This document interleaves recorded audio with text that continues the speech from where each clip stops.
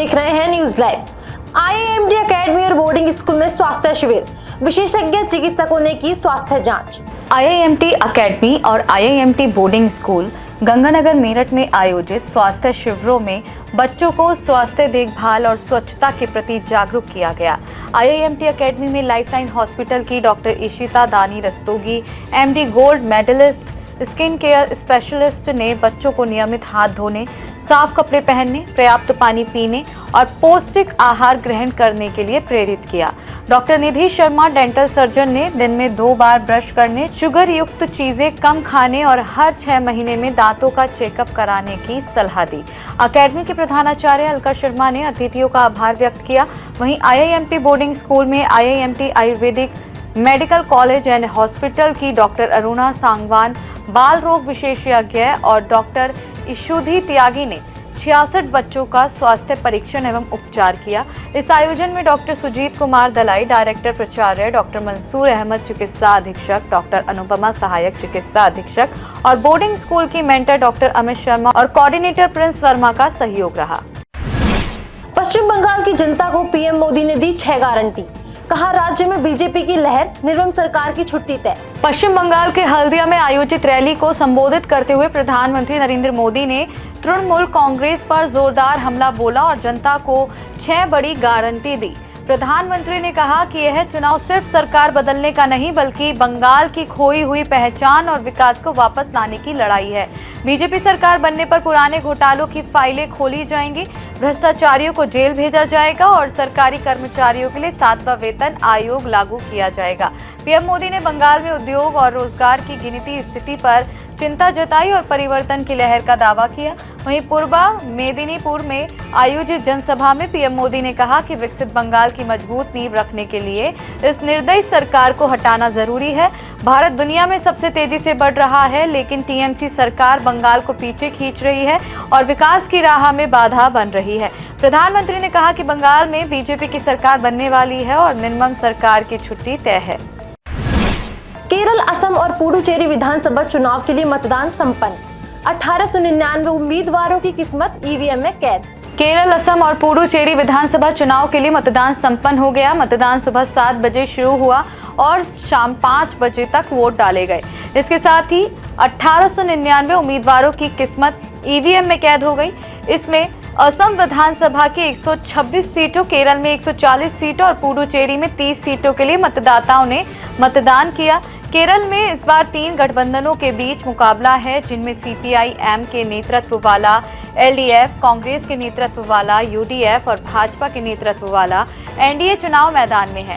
केरल में 27 लाख मतदाताओं के लिए 30,000 से अधिक मतदान केंद्र बनाए गए थे।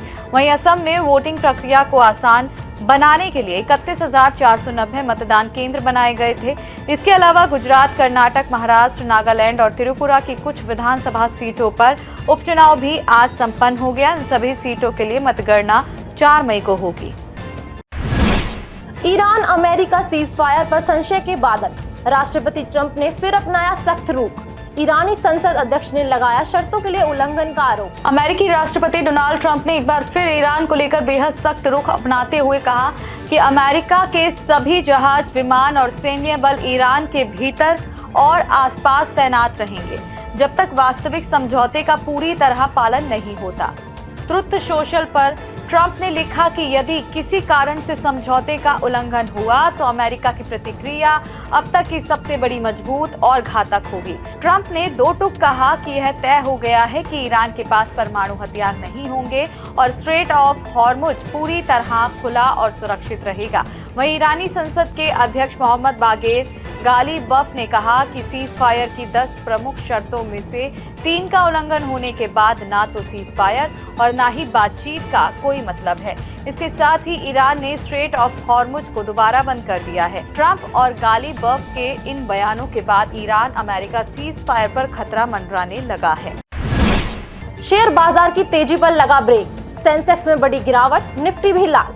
घरेलू शेयर मार्केट में सप्ताह के चौथे कारोबारी दिन प्रमुख बेंचमार्क इंडेक्स बीएसई सेंसेक्स और एनएसई निफ्टी फिसल गए। बीएसई सेंसेक्स शुरुआती कारोबार में 916.69 अंकों की गिरावट के साथ 76,646.21 पर ट्रेड करता रहा, तो निफ्टी 234.35 अंक लुढ़ककर 23,763.00 अंक पर आ गया। सेंसेक्स के 19 शेयर गिरावट के साथ खुले। इससे पूर्व 30 शेयरों वाला बीएसई सेंसेक्स 243.57 अंक की गिरावट के साथ ओपन हुआ और दिन की शुरुआत 77,319.33 अंक के लेवल पर की। वहीं एनएससी निफ्टी 88.30 अंक फिसलकर 23,909.05 के लेवल पर ओपन हुआ। सर्राफा बाजार में उतार चढ़ाव जारी, सोने और चांदी की कीमतों में आई कमी। सोने चांदी की कीमतों में उतार चढ़ाव थम नहीं रहा है। घरेलू सराफा बाजार में एक बार फिर सोने चांदी के भाव में गिरावट देखने को मिली।